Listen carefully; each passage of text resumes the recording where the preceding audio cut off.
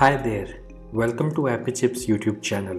I am Ambajan and today we will learn how to install this app on Mac using Homebrew, which is also popularly known as simply Brew. But before we get started, let me answer some frequently asked questions first.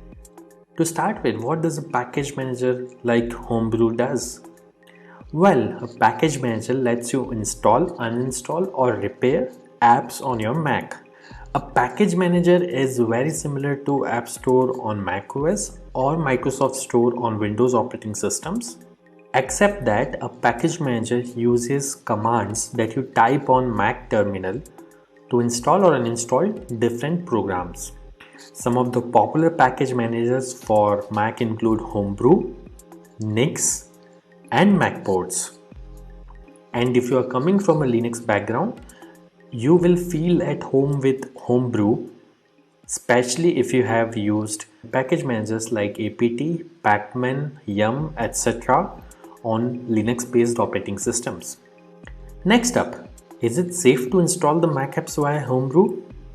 Short answer, yes.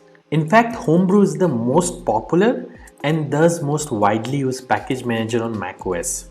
Moreover, Homebrew is a non-profit member of Software Freedom Conservancy Foundation, also known as SFC Foundation. Many other open source projects like Git, BusyBox, Samba, Wine are all part of this Software Freedom Conservancy organization. Also, you might be surprised to know that Homebrew is the most forked project on GitHub and it has the largest number of contributors on its GitHub repository.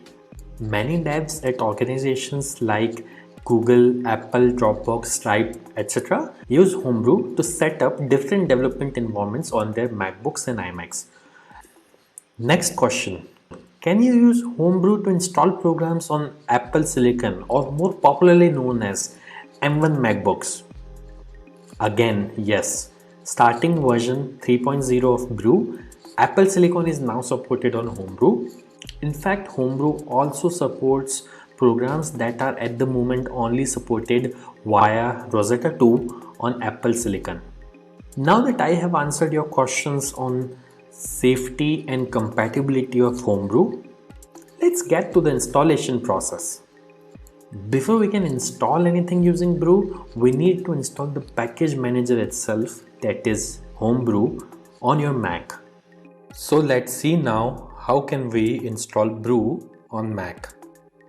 Let me open my Mac here. First, you need to press Command and space on your keyboard. This will open Spotlight Search on your Mac. And then you have to type terminal.app. You will see this terminal app. Simply double click on it to open terminal. Let me maximize this terminal window. Now we need to copy paste the command to install Homebrew from the Brew website. So open your web browser and simply go to the website brew.sh. Once you are on the website, you will see this section called Install Homebrew, which has a command that you can simply copy by clicking on this button over here. Once it is copied, you have to go back to terminal, right click, paste. Now that the command is copy paste over onto this terminal, press enter. This will start Brew installation. Now it is prompting me to enter my user's password on Mac. I am going to type the password now, but it won't be visible on your terminal. Once you have entered the password, simply press enter, and if the password is correct, the script will continue. Now it is saying press return to continue the installation. I'll press enter here, and this will start the installation of Homebrew on my Mac. Let's wait for this to finish. As this message here says, installation successful. So that's it. Brew is successfully installed on your Mac now. Now before we proceed, I would like to highlight that Brew collects anonymous usage data via Google Analytics. As you can see on this page, if you want to opt out, you can simply run this command brew analytics off and press enter, which simply disables the anonymous usage data collection on your Mac. Now let's update the package database locally by pulling the metadata of the latest packages on a local map from the central Brew repository.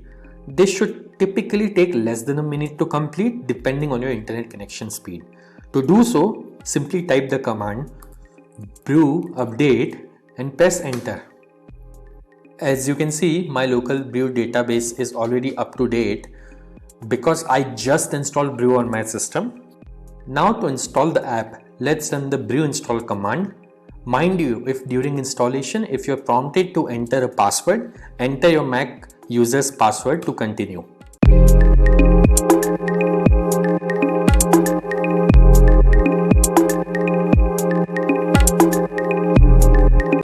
That's it. The installation was successful. If this video was useful, don't forget to hit the like button. And if you faced any problems during the installation in this video, please leave a comment below and somebody from AppyChip team will reply back to you.